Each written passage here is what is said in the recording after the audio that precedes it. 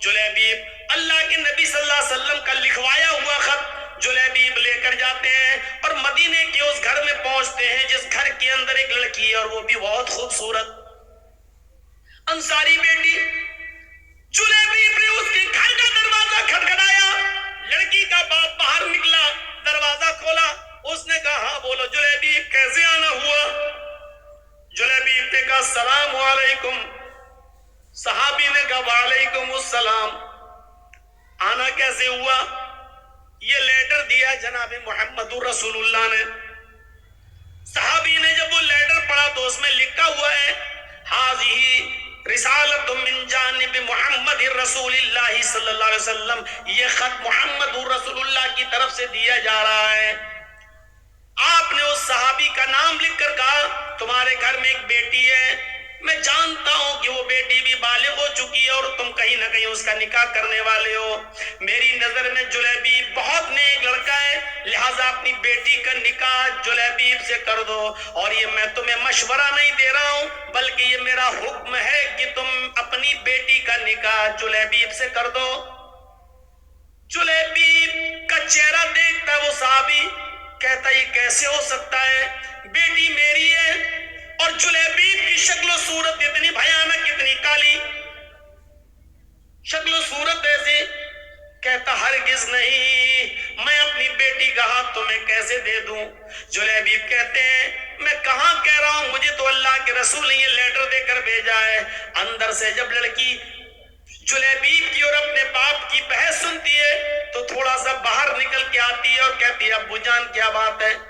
کہا بیٹی یہ اللہ کے نبی نے لیٹر دیا ہے۔ بیٹی نے جب وہ لیٹر پڑھا تو لیٹر پڑھنے کے بعد کہتی ہے ابو جان اس سے تو میں بھی نکاح نہیں کرنا چاہتی، لیکن لیٹر میں تو لکھا ہوا ہے کہ یہ میرا حکم ہے، مشورہ نہیں۔ اللہ کے رسول کا حکم اگر ہم نے نہیں مانا تو ہماری آخرت بھی برباد ہو جائے گی اور دنیا بھی برباد۔ نبی اکرم کا فیصلہ ہمیں ہر حال میں ماننا ہے۔ میں بھی نہیں چاہتی ہوں کہ اس آدمی سے نکاح کروں، لیکن محمد رسول اللہ کا فرمان ہے، اس لیے آمنا و صدقنا، ہمیں ماننا پڑے گا۔ اللہ کے نبی نے کہا ہوتا مشورہ ہے تو میں نہیں بھی مانتی، لیکن یہ تو حکم ہے، مشورہ نہیں، اس لیے ماننا پڑے گا۔ باپ نے کہا بیٹی کیا بات کرتی ہو، ذرا اس کی شکل تو دیکھو، اس کا چہرہ تو دیکھو، اس آنے والے کو تو دیکھو، اس کی شکل کی طرف تو جاؤ۔ بیٹی جو جواب دیتی ہے اس کو اردو کے ایک شاعر نے یوں نقل کیا ہے کہ بیٹی بولتی ہے نہیں نہیں، کہا ابو نے بیٹی اس آنے والے کی طرف دیکھ، بیٹی کہتی ہے نہ آنے والے کو دیکھ، نہ جانے والے کو دیکھ، نہ آنے والے کو دیکھ، نہ جانے والے کو دیکھ، دیکھنا ہی ہے تو خط کے بھیجنے والے کو دیکھ۔ باپ نے کہا بیٹی مانا تیری بات صحیح ہے، لیکن ذرا اس کی شکل و صورت تو دیکھو، بیٹی تو کیسے اس کے ساتھ رہے گی؟ بیٹی کہتی ہے مانا کی شکل ہے اس کی بدصورت، مانا کی شکل ہے اس کی بدصورت اور جسم ہے اس کا ماند، مانا کی شکل ہے اس کی بدصورت اور جسم ہے اس کا ماند، مگر خط کا بھیجنے والا تو ہے 14ویں کا چاند۔ مجھے اس سے کیا مطلب، مجھے تو حکم رسول کی پابندی کرنا ہے، جناب محمد رسول اللہ کی بات ماننا ہے۔ پھر لڑکی کا باپ مجبور ہوتا ہے بیٹی اگر تو تیار ہے تو پھر میں بھی تیار ہوں، میں بھی اپنی آخرت برباد نہیں کرنا چاہتا۔ اور اس باپ نے اپنی بیٹی کا نکاح اللہ کے رسول کے بھیجے ہوئے اس قاسم حضرت جلیبیب سے اپنی بیٹی کا نکاح کر دیا۔ اس بیٹی کا بیان ہے کہ جلیبیب سے اللہ کے نبی نے مجھے جو نکاح کرایا ہے، اس جلیبیب نے مجھے اتنا پیار دیا، اتنا پیار دیا کہ میری زندگی ایک مثال بن گئی۔ جلیبیب کے ساتھ میرے نکاح میں اللہ نے وہ برکتیں رکھی تھی، وہ برکتیں رکھی تھی جس کا تصور ہم نہیں کر سکتے تھے۔ تو میرے پیارے ساتھیوں، حکم رسول دیکھو، شادی کے اندر آسانیاں پیدا کرو، اپنی بچیوں کے لیے بھی اور اپنے بیٹوں کی شادیوں میں بھی آسانیاں پیدا کرو۔ اللہ کے نبی نے فرمایا سب سے بابرکت نکاح وہ ہے جس کے اندر خرچہ سب سے کم ہو۔ حدیث دیکھ رہے ہیں، سب سے بابرکت نکاح وہ ہے، سب سے زیادہ برکت والا جس میں خرچہ سب سے کم ہو. اس کا الٹا مفہوم کیا ہوگا؟ آپ نے کبھی سوچا؟ اس کا الٹا مفہوم نکالو تو کیا ہوگا؟ سب سے زیادہ برکت والی شادی وہ ہے جس میں خرچہ سب سے کم ہو. تو اس کا مطلب کیا ہوا؟ جس شادی میں خرچہ جتنا زیادہ ہوگا اس شادی میں برکت اتنی ہی کم ہوگی. آج دیکھ لو بڑے بڑے خرچ کرنے والے اور بڑے بڑے میرج ہال بک کرنے والے، لاکھوں روپے کا ڈیکوریشن کرانے والے، بڑے بڑے میرج ہال بک کرا کے اپنی بیٹیوں کی شادی کرنے اور بیٹوں کی شادی کرانے والوں کو آپ دیکھو گے شادیاں زیادہ دن ٹکتی نہیں ہیں. فوراً 1-2 سال کے بعد طلاقوں کی نوبتیں آ جاتی ہیں. کیوں؟ برکت کیوں نہیں ہو رہی ہے؟ وہ نکاح کا تصور ہی ختم ہو گیا ہے. اللہ کے نبی کے زمانے کا نکاح دیکھیے آپ تصور کریں گے ایسا نکاح؟ ایک عورت آئی اور اللہ کے نبی کے پاس آ کر بیٹھ گئی. اس کے نہ باپ تھے، نہ بھائی تھا، کوئی نہیں تھا، چچا کوئی نہیں تھا. اب وہ چاہتی تھی کہ میں اللہ کے رسول کی بیوی بن جاؤں، میرا نکاح اللہ کے رسول کے ساتھ ہو جائے. وہ آئی، اللہ کے رسول چند صحابہ کے ساتھ بیٹھے ہوئے تھے. تصور کیجیے آپ، دیکھیے ادھر، اللہ کے نبی کے پاس آئی اور بیٹھ گئی. اللہ کے نبی نے کہا کیوں، تم کیسے آئی ہو؟ تو کہتی ہے انی احب لک، اے اللہ کے رسول میں اپنے آپ کو ہبہ کر رہی ہوں، یعنی میں آپ کے ساتھ نکاح کرنا چاہتی ہوں. اللہ کے نبی خاموش رہے. اس نے دوبارہ کہا، آپ پھر خاموش رہے. اس نے تیسری بار کہا اللہ کے رسول میں آپ سے شادی کے لیے آئی ہوں، نکاح کرنا چاہتی ہوں. تو صحابی بیٹھے ہوئے تھے بغل میں، کہتے ہیں اللہ کے رسول یہ عورت 3 بار کہہ چکی میں آپ سے نکاح کرنا چاہتی ہوں، آپ کچھ بول ہی نہیں رہے. ارے کرنا ہو تو کریے، نہیں کرنا ہو تو جواب دے دیجئے. آپ نے کہا کہ نہیں میں تو نہیں کر سکتا، میری کافی ہے، اب مجھے ضرورت نہیں ہے کسی اور بیوی کی، اب میں شادی نہیں کر سکتا. تو جھٹ سے وہ صحابی جو بیٹھے تھے کہنے لگے اللہ کے رسول آپ کو ضرورت نہیں ہے لیکن مجھے تو ضرورت ہے، اگر آپ نہیں کر سکتے تو میرے ساتھ کر دیجیے. وہیں بیٹھے ہیں. تصور دیکھیے، پہلے وہ آپ سے کرنا چاہتی، آپ نہیں میں تو نہیں کر سکتا، تو پھر میرے ساتھ کرا دیجیے. تو اللہ کے رسول نے اس عورت سے پوچھا دیکھو میں تو نہیں کر سکتا، یہ تم سے کرنا چاہتے ہیں، تم بھی ایک نظر ان کو دیکھ لو، اگر یہ پسند ہو تو تم ان کے ساتھ کر سکتی ہو اگر تمہیں ضرورت ہے. تو وہ کیا کہتی ہے، آئی تو تھی آپ کے لیے، لیکن اگر آپ نہیں کر رہے ہیں تو کوئی بات نہیں، زبردستی تھوڑی ہوتی ہے شادی. اگر آپ نہیں کر رہے ہیں تو کوئی بات نہیں، مجھے تو گھر بسانا ہے، اس کے ساتھ ہی میں کر لوں. آپ کر سکتے ہیں اس کے ساتھ میرا نکاح. اللہ کے رسول نے کہا یہ عورت تیار ہو گئی اس کے ساتھ شادی کرنے کے لیے، تو آپ نے اس عورت سے نہیں پوچھا تیرے باپ ہیں کہ نہیں، لڑکے کو کیا دیں گے، کپڑا کتنا دیں گے، سونا کتنا ملے گا، ساڑی کتنی ملے گی، چادر کتنی ملے گی. آپ نے یہ سوال لڑکی سے نہیں کیا، عورت سے نہیں کیا. عقل مند لوگوں سنو،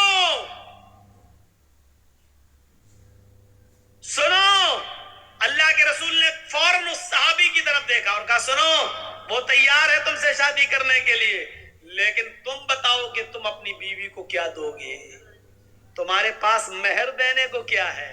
سب سے پہلا سوال صحابی سے، وہ تیار ہے لیکن نکاح بغیر مہر کے نہیں، پہلے یہ بتاؤ کہ تم اپنی بیوی کو مہر کیا دو گے. تو مہر کا نام سنا تو فوراً کہنے لگا ما عندی شیئن، جب کچھ ہے ہی نہیں تو دوں گا کیا. کیا یہ تصور کر سکتے ہیں آپ شادی کا؟ اس کے پاس کچھ نہیں ہو، شادی کرنا چاہ رہے ہیں. کیا ہمارے پاس ہے؟ ہم لوگ کیا کہتے ہیں، پہلے اپنے پیروں پہ کھڑے ہو جاؤ پھر شادی کریں گے، پہلے گھر تو بنوا لو، پہلے کاروبار تو کر لو، پہلے کوئی بزنس تو کر لو، پہلے نوکری تو لگ، بعد میں شادی کریں گے، آ گئی تو کھلائیں گے کیا.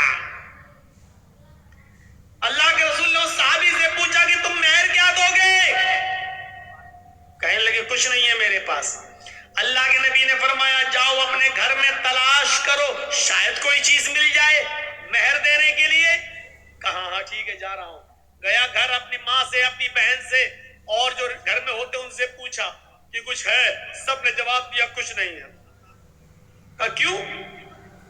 کہ شادی کرنا چاہتا ہوں، مہر دینے کے لیے کچھ نہیں ہے، گھر میں بہت کچھ ڈھونڈ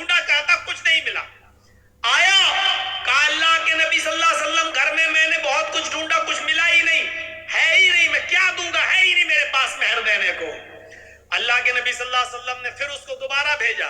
حدیث کے الفاظ دیکھیے, آپ نے کہا التمس خاتما من الحدید, لوہے کی انگوٹھی ہی مل جائے تو وہی لے آؤ, سونے کی نہیں, چاندی کی نہیں, لوہے کی انگوٹھی.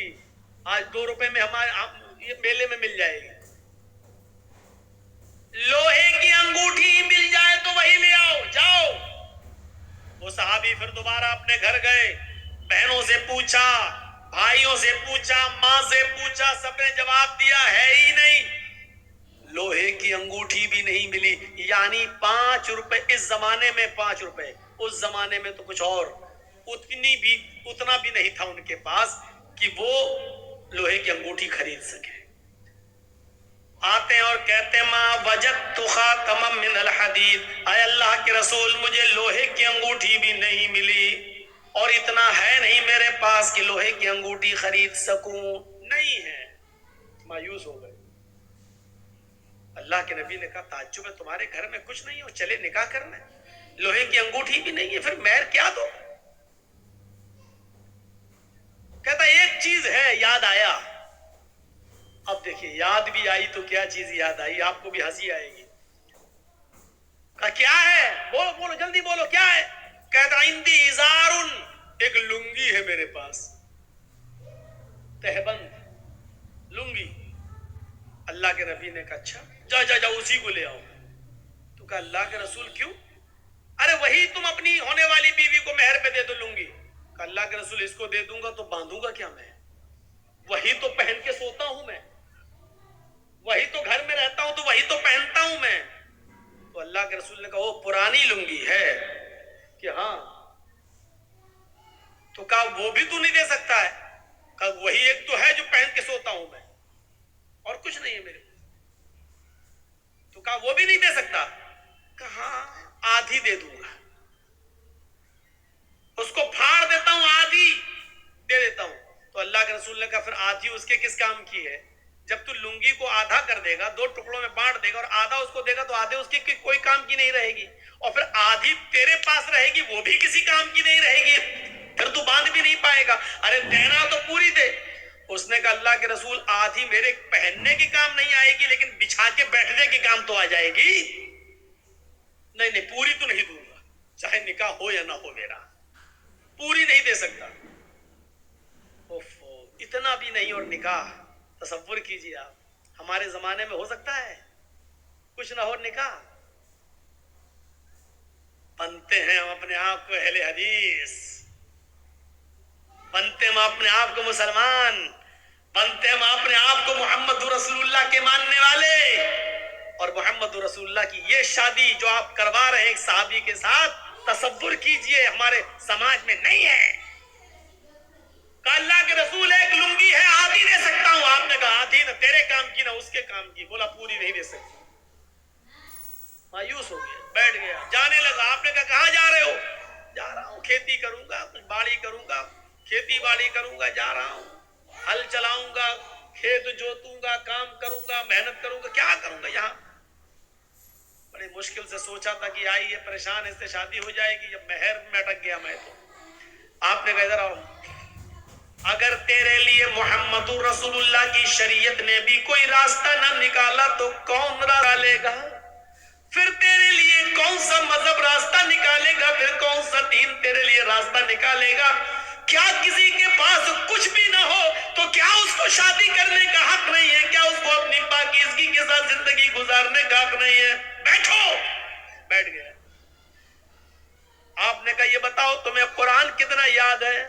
اور سنو مسلمانوں, چادر نہیں ہے, لوہے کی انگوٹھی نہیں ہے, کپڑا نہیں ہے, کرتا نہیں ہے, پیجامہ نہیں ہے, پورے گھر کا سرمایہ میں ایک لنگی ہے, وہ بھی پرانی, اور وہ بھی پوری کی پوری دینے کے لیے تیار نہیں ہے. سونا نہیں, چاندی نہیں, کپڑا نہیں, دولت نہیں, ان سب چیزوں سے وہ دور تھا. لیکن جب اللہ کے نبی نے اس سے پوچھا کہ تمہیں قرآن کتنا یاد ہے بتاؤ, تو جھٹ سے بولا اے اللہ کے نبی قرآن میں ہمیں سورہ ملک یاد ہے, سورہ حشر یاد ہے, سورہ نبا یاد ہے, سورہ حاقہ یاد ہے, سورہ جمعہ یاد ہے, سورہ منافقون یاد ہے, سورہ قیامہ یاد ہے. آپ نے کہا تمہیں اتنی صورتیں منہ زبانی یاد ہے؟ فرمایا ہاں۔ کہا پھر بھی کہہ رہے ہو کہ میرے پاس کچھ نہیں ہے، تمہیں یہ صورتیں یاد ہیں؟ کہاں؟ کیا تم یہ صورتیں اپنی اب ہونے والی بیوی کو سکھا دو گے؟ کیا اس کو بھی یاد کرا دو گے؟ کہا ہاں، اس میں کیا بڑی بات ہے، جو ہمیں یاد ہے وہ اس کو بھی یاد کرا دوں گا۔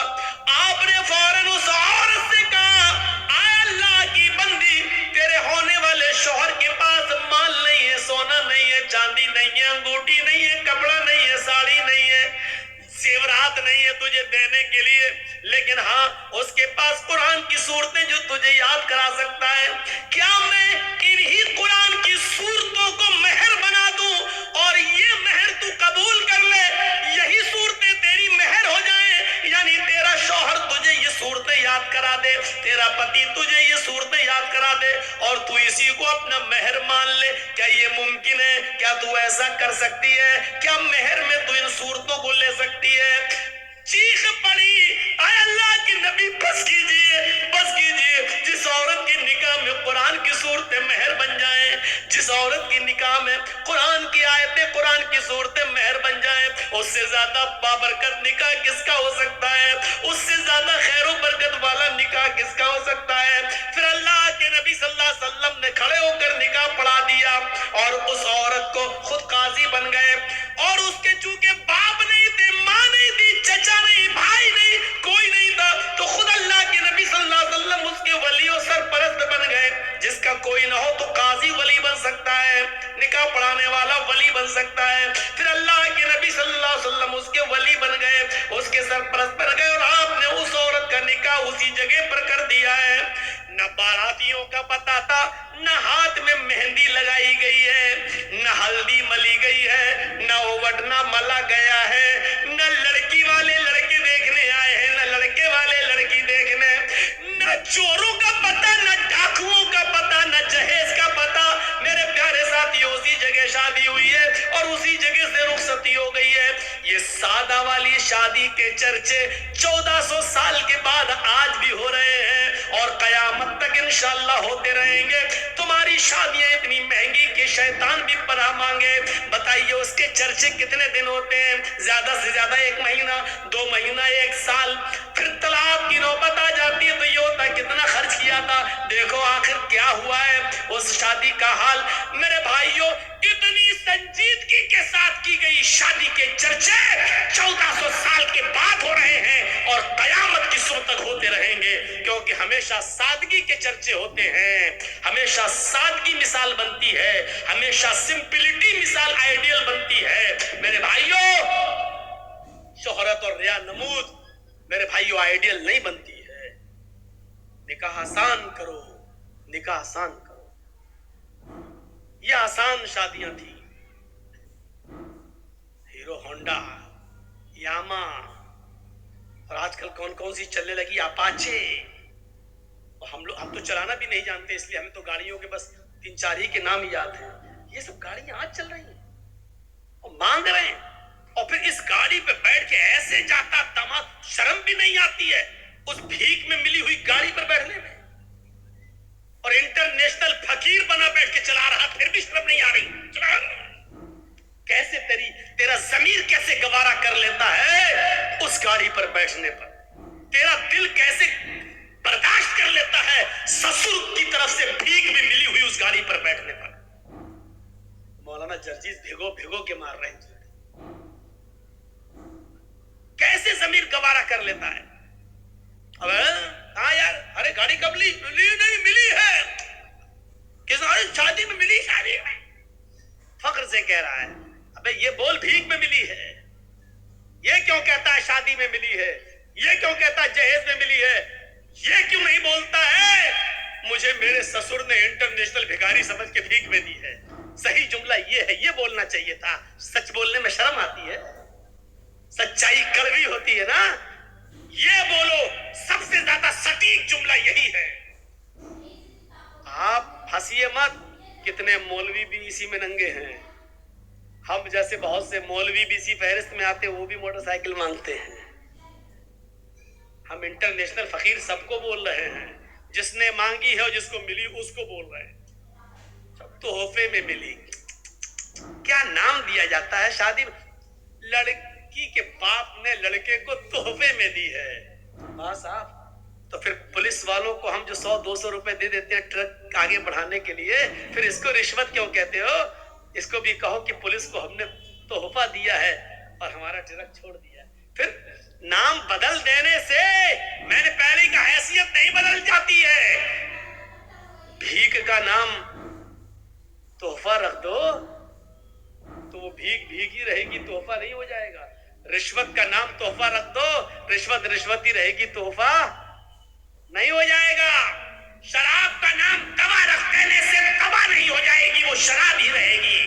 याद रखिएगा, हैसियतें नहीं बदलती हैं, हैसियतें। हमें इस बात को सोचना पड़ेगा, इस बात पर गौर करना पड़ेगा। इसलिए फिर कहता हूं मेरे भाइयों, शादियों के अंदर आसानियां पैदा करो, आसानियां। ये समाज के सुधारने के लिए बहुत जरूरी है। वरना देख लो जहेज की वजह से कितनी लड़कियां मारी गई, कितनी लड़कियां बेची गई, कितनी लड़कियां नीलाम हुई। मैं उस तरफ नहीं जाना चाहता हूं। इस तरफ जाएंगे तो रात बीतेगी और इसके अलावा कुछ नहीं। मेरे प्यारे साथियों, आप उन पुरानी दास्तानों को भी पढ़िए, उन दास्तानों को भी पढ़िए, दास्तानों को भी पढ़िए और सुनिए। तो अब आइए तीसरी आयत की तरफ। दो आयतें मैंने पढ़ी, पहली वलक़द कर्रमना बनी आदम, और दूसरी या अय्युहन्नास इन्ना खलक़नाकुम मिन ज़करिन व उन्सा।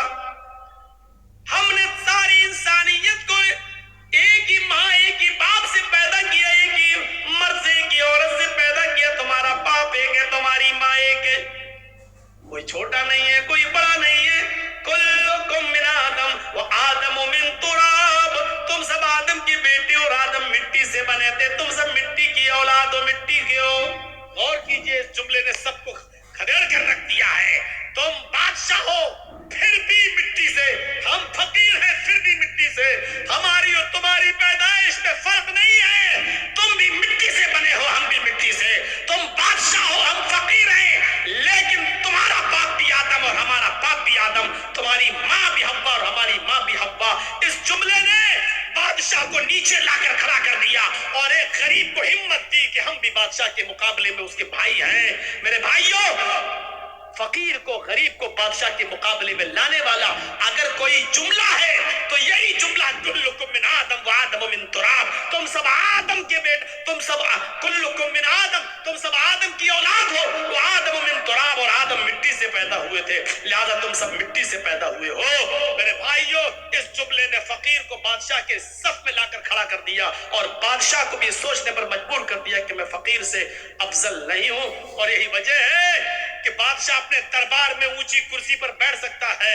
मौलवी जर्जीस जलसे पे आएगा तो स्टेज लगाएगा, स्टेज पर भी कुर्सी लगेगी, हम स्टेज पर कुर्सी पर बैठ सकते हैं। लेकिन जब मस्जिद में जाएंगे तो आपके सफ में ही हमें बैठना पड़ेगा। न हम बड़े होंगे न छोटे होंगे। अगर देर से गए तो हमें पीछे जगह मिलेगी। मौलवी जर्जीस को यह पावर नहीं है कि आगे सफ से किसी आदमी को हटाकर पीछे कर दे और खुद आगे बैठ जाए। शरीयत मौलवी जर्जीस को इस बात की इजाजत नहीं देती है। अपने अपने घरों में तुम बड़े बन सकते हो, बनो। मेरे घर में आना है तो बराबर की हैसियत से आना है। बादशाह और फकीर को एक ही सफ में बैठना है। अगर फकीर पहले आया है तो अगली सफ में वो बैठेगा, और बादशाह बाद में आया है तो पिछली सफ में वो रहेगा। बादशाह किसी भीख मांगने वाले भिखारी, किसी रिक्शा चलाने वाले मेहनत और मजदूर को अगली सफ से उठाकर पीछे नहीं कर सकता है। ये पावर अल्लाह ताला ने एक बादशाह को भी नहीं दिया, सऊदीया के हुक्मरान सलमान को भी नहीं दिया है। मेरे भाइयों, कि वो खाने काबा में आए और मस्जिद नबवी में जाए तो अगली सफ में बैठे हुए किसी गरीब को हटाकर वो आगे आ जाए। अल्लाह ताला ने ये हक सऊदीया के बादशाह तक को नहीं दिया है, क्योंकि ये अल्लाह का घर है, तुम्हारे बाप का घर नहीं है जहां तुम बड़े बन सकते हो। ये स्टेज नहीं है जहां मौलवी जर्जीस कुर्सी पे बैठ सकता है। ये मेरा घर है। मेरे घर में आओगे तो बराबर की हैसियत से आओगे, और जब नमाज पढ़ोगे तो अपने बगल से किसी मजदूर को हटा नहीं सकते। साहब रिक्शा चलाने वाला मेरे बगल में, ये हट, चल तू उधर जा, ए भाई इधर आओ, तुम अच्छा बिजनेस करते, इधर आओ, चल भाई, तेरे कपड़े पुराने, हट उधर चल। आप नहीं हटा सकते हो। नहीं, तुम्हें उसी के बगल में खड़ा होना है। अल्लाहू अकबर कहेगा इमाम, और तुम्हें भी अल्लाहू अकबर कहकर हाथ बांधना है। इमाम कहेगा अल्लाहू अकबर, तुम्हें रुकू में जाना, उसको भी रुकू में जाना है, सजदे में भी तुम्हें उसके साथ सजदे में जाना है।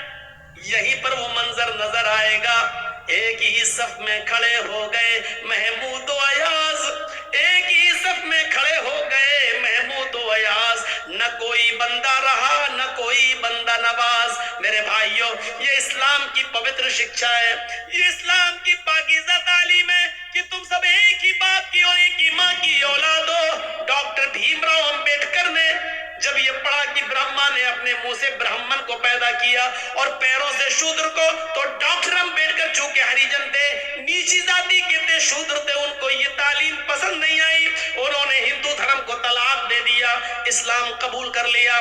महात्मा गांधी ने बहका दिया, गांधी जी बोले कि कौन सा इस्लाम, हनफी बनोगे कि शाफी बनोगे कि बरेलवी बनोगे, शिया बनोगे, कादियानी बनोगे, चकलालवी बनोगे, मिर्जाई बनोगे, क्या बनोगे, 72 फिरके। डॉक्टर अंबेडकर ने सोचा ये तो बड़ी लंबी दास्तान है, अब इनको पढ़ना तो बड़ा मुश्किल हो जाएगा, इसलिए उन्होंने इस्लाम भी छोड़ा, फिर बुद्ध धर्म कबूल कर लिया और बुद्धिस्ट बन गए। मेरे भाइयों, जरा गौर करो कि हिंदू धर्म को लोगों ने इसीलिए छोड़ा था, डॉक्टर अंबेडकर ने इसीलिए छोड़ा था क्योंकि उसमें जात पात है, ऊंच नीच है, लेकिन यहाँ कोई ऊंच नीच नहीं देखी गई है, यहाँ ऊंच नीच का कोई तसव्वुर भी नहीं पाया गया।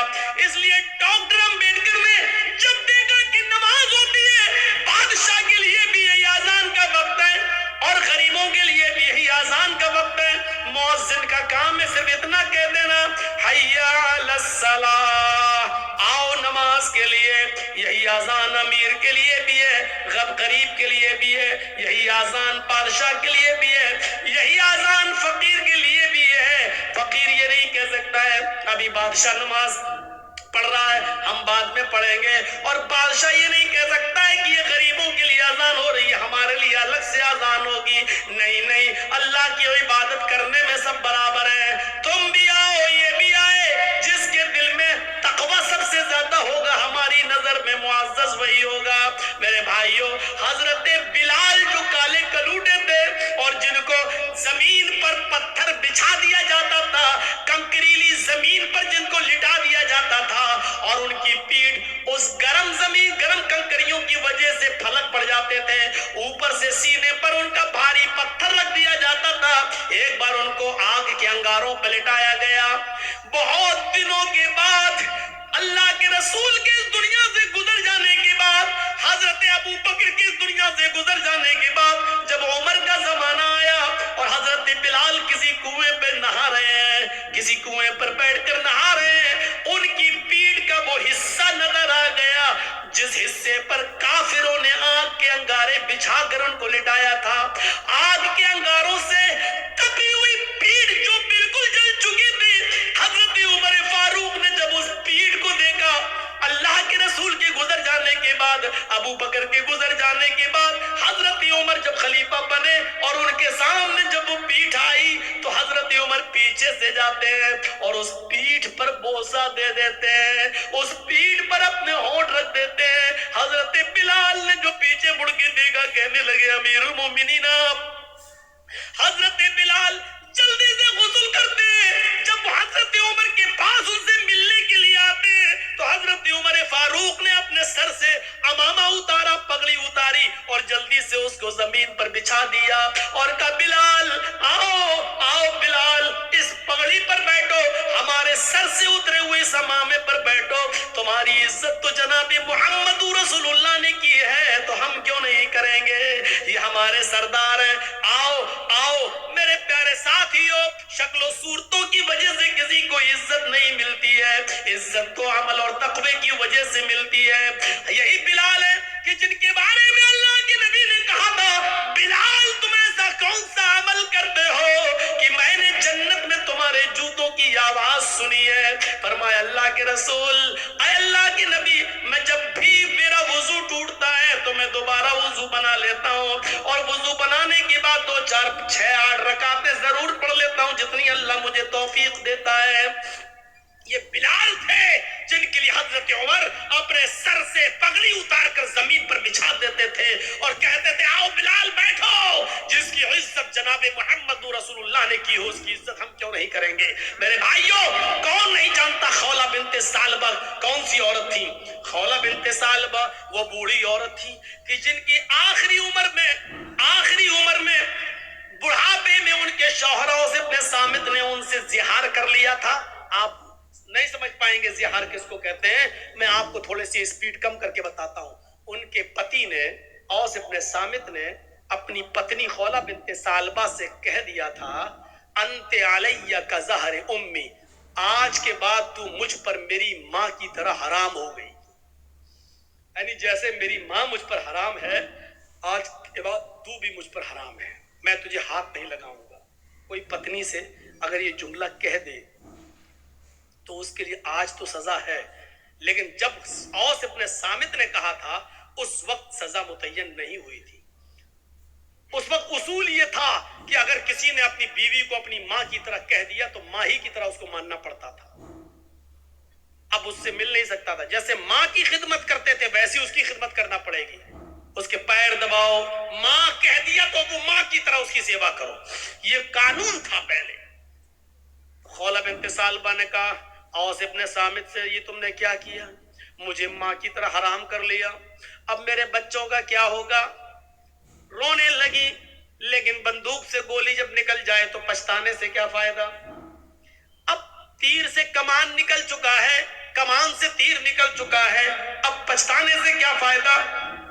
لیکن اوس ابن صامت نے کہا جاؤ اے خولہ اللہ کے رسول کے پاس جاؤ، شاید تمہارے لیے کوئی راستہ نکل جائے۔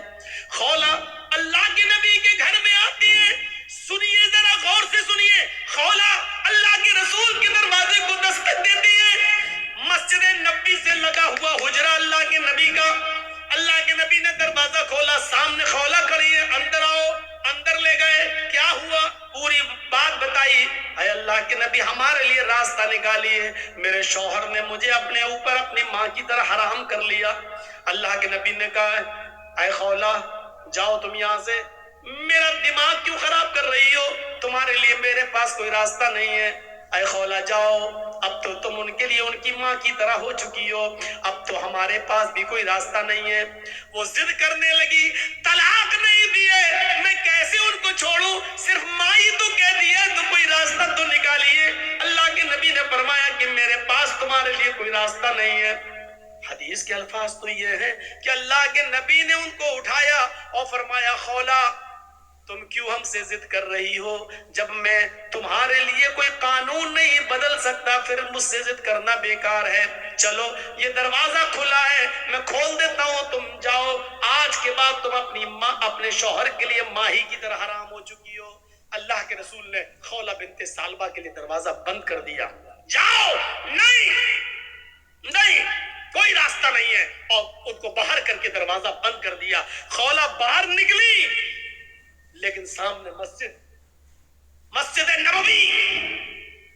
نبوی کی چوکھٹ دیکھتی ہے، گھستی ہے اور مسجد نبوی کے دروازے پر پیر رکھتی ہے تو اللہ کے رسول کا دروازہ دیکھتی ہے، نبی کی چوکھٹ دیکھتی ہے، ایک طرف مسجد کو دیکھتی ہے ایک طرف نبی کی چوکھٹ کو دیکھتی ہے، چہرے پہ مسکراہٹ آتی ہے خولہ بنت ثعلبہ کے، اور کیا کہتی ہے اے محمد صلی اللہ علیہ وسلم، کہو زور سے صلی اللہ علیہ وسلم، اے محمد صلی اللہ علیہ وسلم، آپ کی چوکھٹ بند ہو گئی تو کیا ہوا، آپ کا دروازہ بند ہو گیا تو کیا ہوا، رب کا دروازہ تو کھلا ہے، رب کی چوکھٹ تو کھلی ہے۔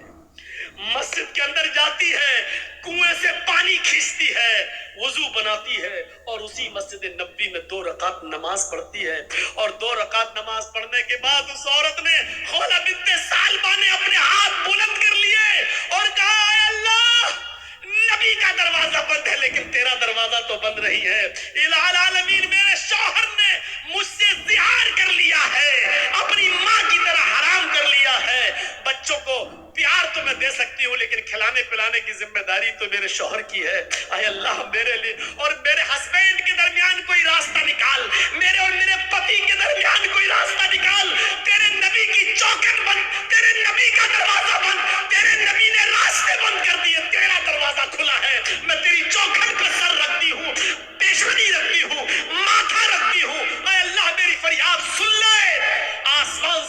जिब्राइल को भेजा। कुरान गवाह है, कद समी अल्लाहु कौल लती तुजादिलुका फी ज़ौजिहा व तश्तकी इलल्लाह। अल्लाह ने उस औरत की फरियाद सुन ली जो आपसे बहस कर रही थी, जो आपसे तकरार कर रही थी अपने शौहर के बारे में, और मस्जिद के कोने में बैठकर वो तश्तकी इलल्लाह, अल्लाह से गिड़गिड़ा रही है, अल्लाह से रो रही है। आए बुजुर्गों की चौखटों को चूमने वालों, आए मज़ारों की मिट्टियों को चाटने वालों, ये मोहम्मद रसूलुल्लाह का दरवाजा जब बंद होता है तब रब का दरवाजा खुलता है। ये रब का दरवाजा है।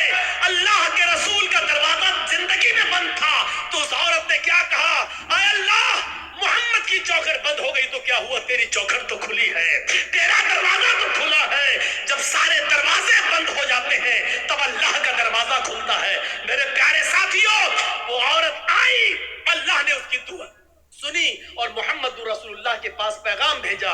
जिब्राइल आए, कहा जाओ उस औरत को बुलाओ जो मस्जिद में अल्लाह से फरियाद कर रही है। अल्लाह ने उसकी दुआ सुन ली है और कानून बदल दिया है। आज के बाद अगर कोई शख्स अपनी बीवी को अपनी माँ की तरह हराम कहेगा तो उसके लिए सजा मुतय्यन कर दी, लेकिन रास्ता निकाल दिया। वो एक गुलाम आजाद करेगा, एक गुलाम आजाद करे और फिर बीवी बना ले। जिसको माँ कह दिया, हल बहुत से लोग कह देते ना, चल आज के बाद तू मेरी अम्मा, चल नहीं जाएंगे।